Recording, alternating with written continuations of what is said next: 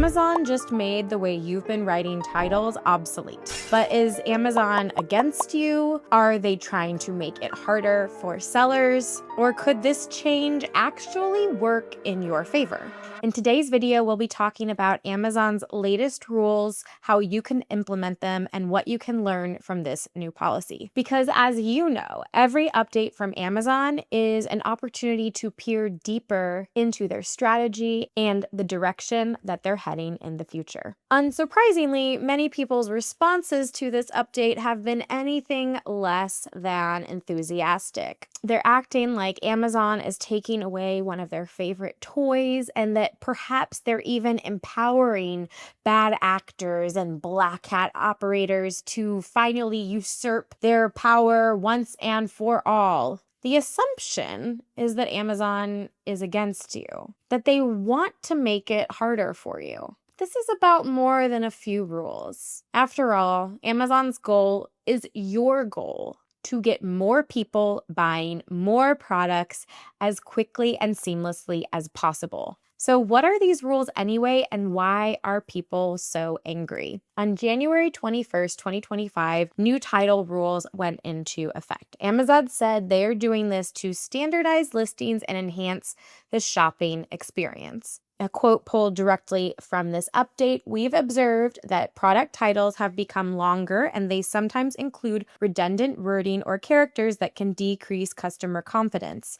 These new policy changes will help to ensure that product titles are clear, concise, and consistent." So they have been very upfront with what is motivating this title change. However, I believe there are also some underlying elements at play that are likely making this change something that is going to be enforceable, but also improving performance for all. We'll get into what that is in a moment, but first let's dive a little bit deeper into what specifically these changes are. So, in other words, their stated goal with these changes is to create a better, more confident shopping experience for customers. That sounds pretty great to me, and I assume that probably sounds great to you as a seller. So why are people so angry? To do this, they're requiring, for most product categories, titles may not exceed 200 characters, including spaces. This is not actually a new rule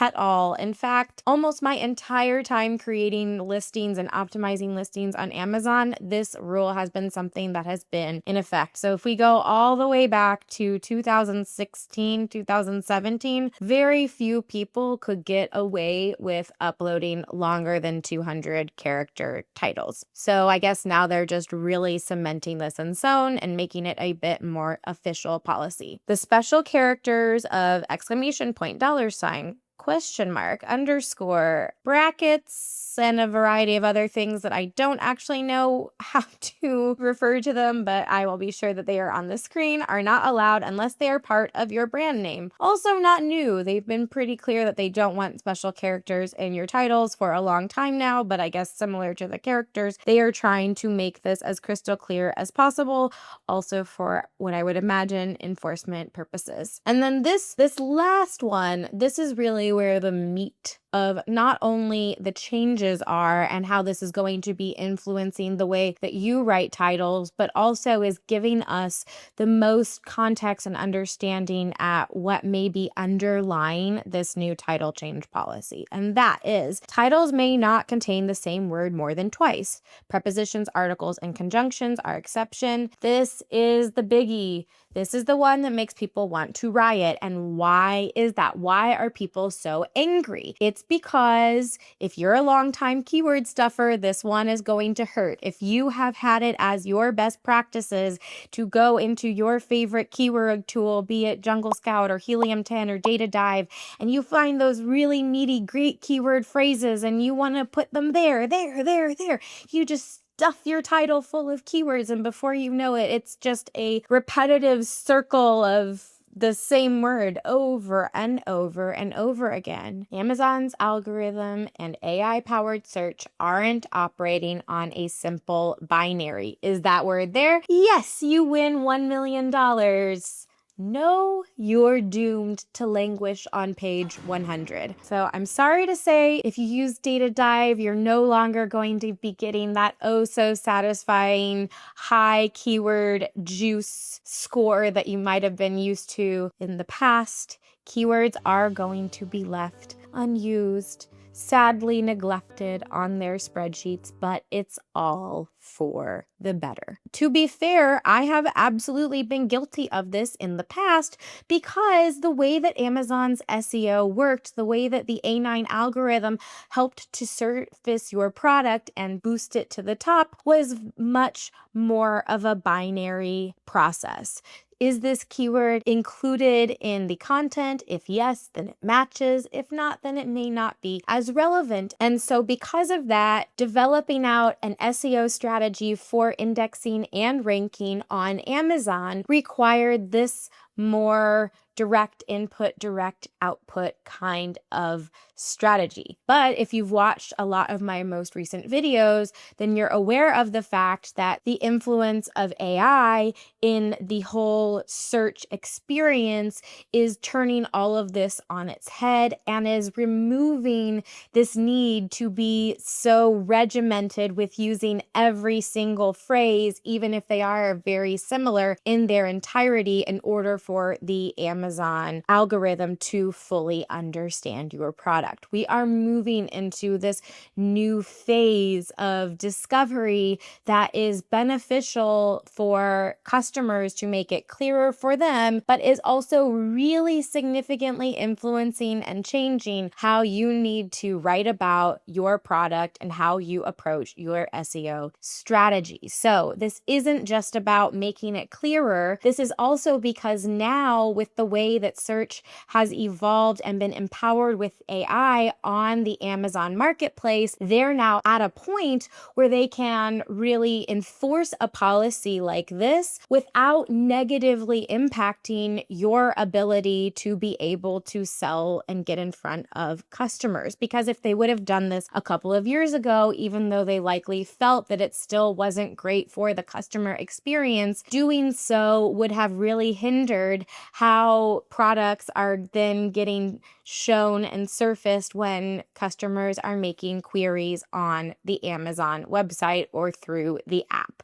So this is really that moment where now, because of these new technological possibilities, they're able to begin streamlining the experience to make the entire marketplace something that feels better to interact with, and it is really able to now finally follow a lot of marketing best practices that frankly it hasn't, because it's just been a hot mess of sellers trying their best to do whatever they can to influence the way that they are going to rank on the search results page. If you haven't, I highly recommend you check out my Amazon SEO playlist, which will help you get up to date on all of the big changes that you must be aware of if you want to succeed on Amazon today and moving forward. So Amazon search is becoming increasingly more sophisticated in how it functions, allowing for natural SEO techniques. And because of this, we are now able to create higher quality content for customers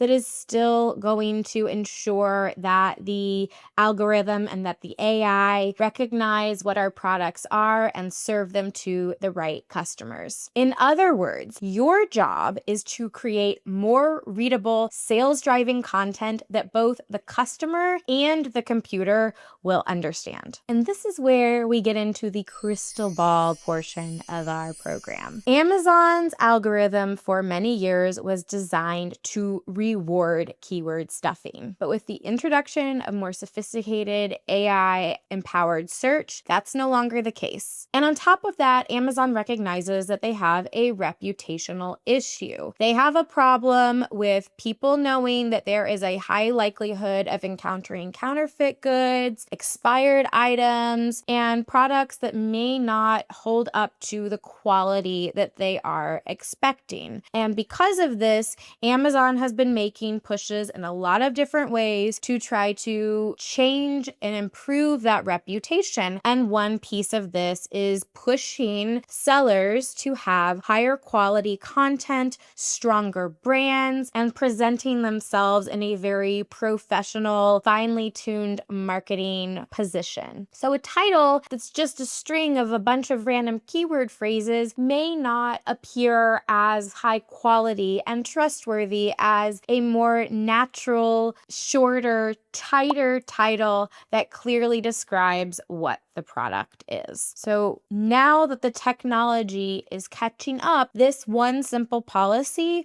works to achieve two goals. One, to be able to clean up that reputation and to get things looking more trustworthy. And two, because the search process no longer requires that old strategy of keyword stuffing, they can now really enforce this and have it not negatively impact sellers. And by this point, I imagine that you are probably super eager to learn exactly what you need to do to create a winning title that not only follows this new policy, but also is going to maximize your click-through rate, boost your conversion potential, and send your business soaring. And I don't blame you, because even if you're in compliance, you're probably not writing a title as good as it could be. Lucky for you, I have a video that'll walk you through exactly how to write a winning title. Depending on when you watch this, it may not be live yet. If it's not, then I'll link another must-watch video, meaning that you're definitely going to want to click over right about now and watch that. Otherwise, when it's live, I will have my exact winning title process that you should definitely click into right now. So whatever it is, whichever video, whatever timing you've arrived at this video,